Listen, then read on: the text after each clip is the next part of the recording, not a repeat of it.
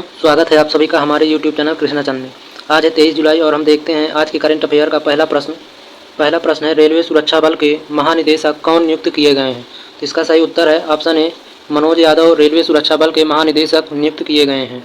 मनोज यादव संजय चंदर का स्थान लेंगे और 31 जुलाई को संजय चंदन सेवानिवृत्त हो जाएंगे। मनोज यादव 1988 बैच के हरियाणा कैडर के IPS अधिकारी हैं। इसके अलावा केंद्र सरकार की नियुक्ति समिति ने सफ़ी अहसन रिजवी को NDRF का सलाहकार नियुक्त किया है। देखते हैं आगे, CBI में संयुक्त निदेशक के रूप में राजेश प्रधान की नियुक्ति को भी केंद्र सरकार की नियुक्ति समिति ACC ने मंजूरी दे दी है। अब देखते हैं रेलवे सुरक्षा बल के बारे में। इसे रेलवे सुरक्षा बल अधिनियम 1957 के तहत RPF के रूप में स्थापित किया गया था। बल के पास रेलवे संपत्ति की सुरक्षा सुनिश्चित करने और संबंधित अपराधों से बचाने का कार्य है। इसके पास तलाशी लेने, गिरफ्तार करने, जांच करने और मुकदमा चलाने की शक्ति भी है। ऑपरेशन सतर्क रेलवे सुरक्षा बल से ही संबंधित है और रेल मंत्री हैं अश्विन वैष्णव, जो वर्तमान में रेल मंत्री हैं। देखते हैं अब रेलवे से संबंधित कुछ करंट अफेयर। भारतीय रेलवे ने किस वर्ष तक शुद्ध शून्य कार्बन उत्सर्जक बनने का लक्ष्य रखा है? दोस्तों, वर्ष 2030 तक भारतीय रेलवे ने शुद्ध शून्य कार्बन उत्सर्जक बनने का लक्ष्य रखा है। और विश्व का सबसे लंबा रेलवे स्टेशन है सिद्धारूढ़ स्वामी जी हुबली रेलवे स्टेशन, जो कर्नाटक में है। और वंदे मातरम एक्सप्रेस ट्रेन का संचालन करने वाली देश की पहली महिला है सुरेखा यादव।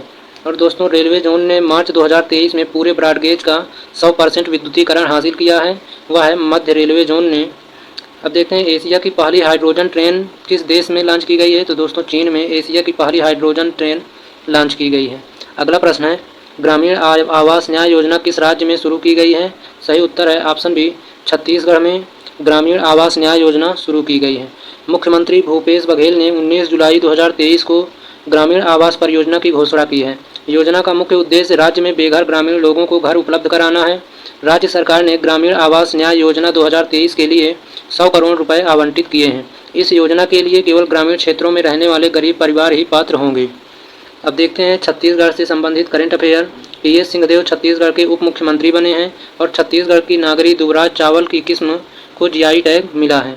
छत्तीसगढ़ के कांगेर घाटी राष्ट्रीय उद्यान में दुर्लभ नारंगी रंग का चमगादड़ भी हाल ही में मिला है। और रायपुर में पारंपरिक छेरछेरा महोत्सव मनाया गया है।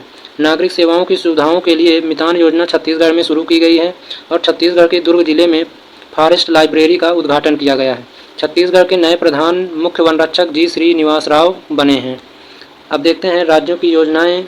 तो मुख्यमंत्री एकल महिला स्वरोजगार योजना उत्तराखंड में शुरू हुई है और नंदन कानन योजना राजस्थान में, अरुणोदय 2.0 योजना असम में, स्टाइपेंड योजना केरल में, मुख्यमंत्री शिक्षा पुरस्कार योजना उड़ीसा में, हर घर गंगा जल आपूर्ति योजना बिहार में, वन डिस्ट्रिक्ट वन स्पोर्ट्स योजना उत्तर प्रदेश में और मुख्यमंत्री बाल आशीर्वाद योजना मध्य प्रदेश में शुरू की गई है।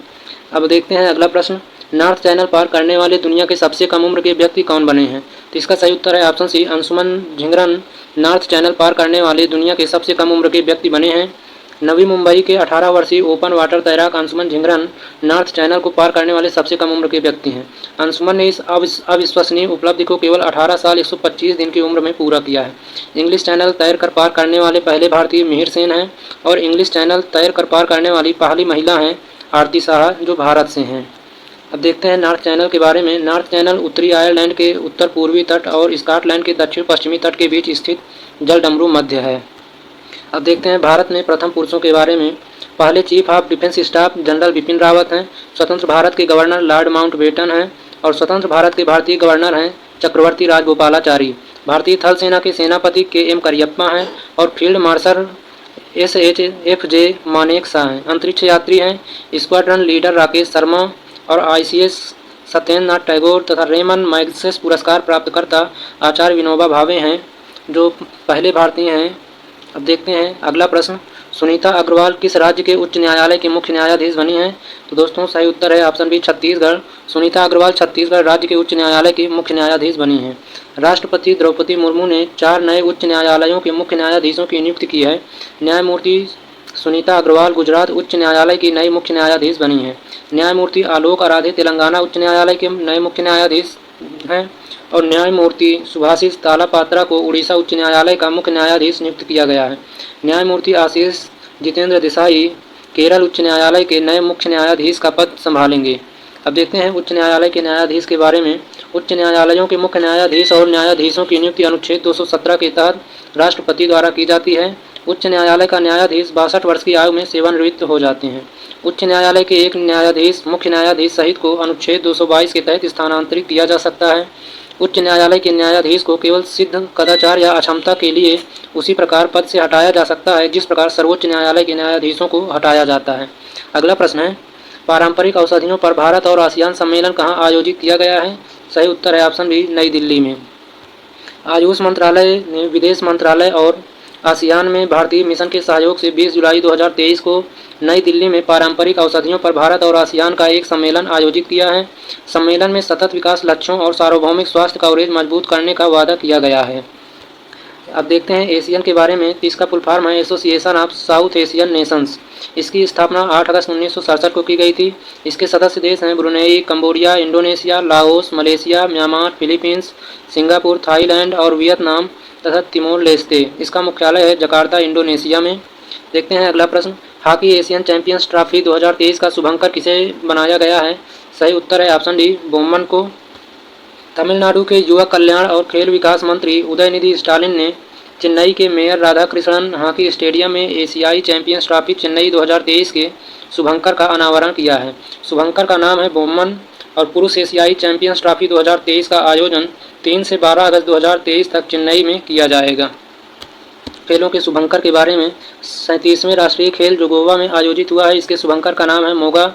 और 36वें राष्ट्रीय खेल 2022 जो गुजरात में आयोजित हुआ है इसके शुभंकर हैं सावज। फीफा महिला विश्व कप 2023 ऑस्ट्रेलिया व न्यूजीलैंड में आयोजित हुआ है, इसके शुभंकर हैं तजनी। और महिला विश्व मुक्केबाजी चैंपियनशिप 2023 के शुभंकर हैं वीरा चीता। 22वां फीफा विश्व कप 2022 जो कतर में आयोजित किया गया है इसके शुभंकर हैं लाएब। और फीफा U17 महिला विश्व कप 2022 जो भारत में आयोजित किया गया है इसके शुभंकर हैं इभा। 22वां राष्ट्रमंडल खेल 2022 बर्मिंघम और इंग्लैंड में आयोजित किया गया है, इसके शुभंकर हैं पेरी। और 19वां एशियाई खेल 2022 जो हांगझू में आयोजित किया गया है इसके शुभंकर का नाम है स्मार्ट ट्रिपलेट्स।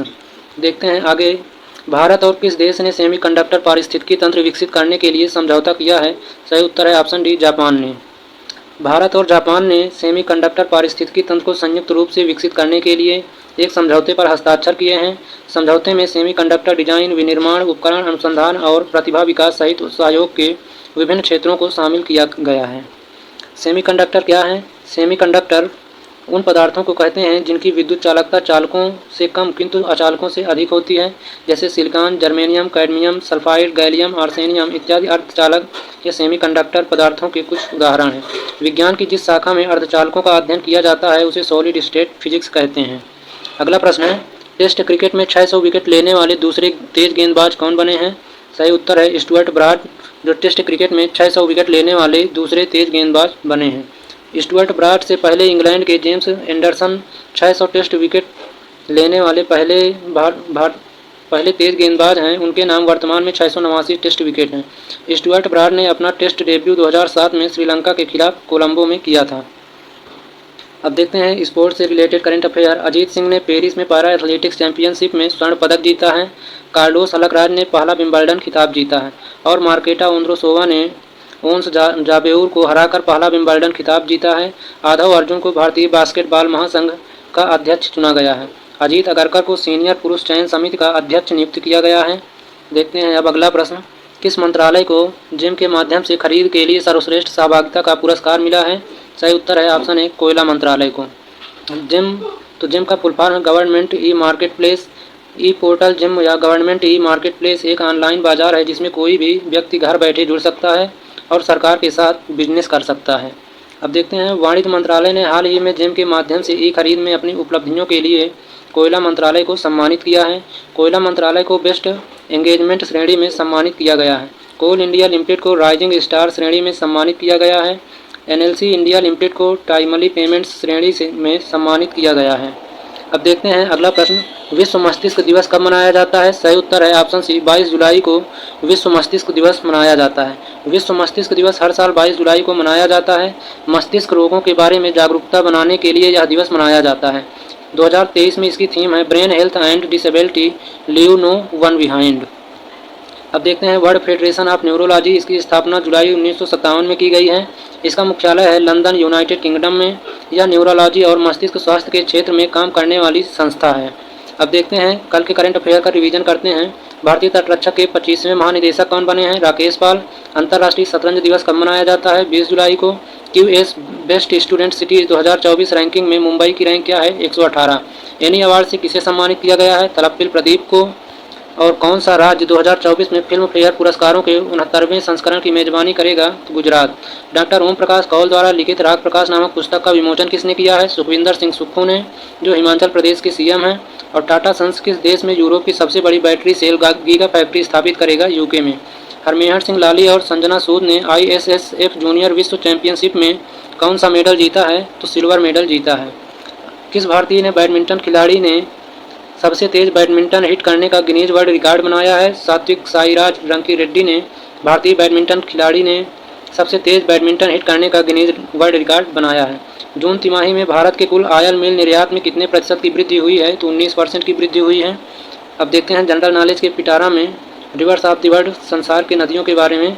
नील नदी जो अफ्रीका में है, विक्टोरिया झील से इसका उद्गम होता है। और अमेजन नदी ब्राज़ील में है, एंडीज पर्वत से इसका उद्गम होता है। ओल्गा नदी रूस में है, जो ओल्गाई पर्वत से निकलती है।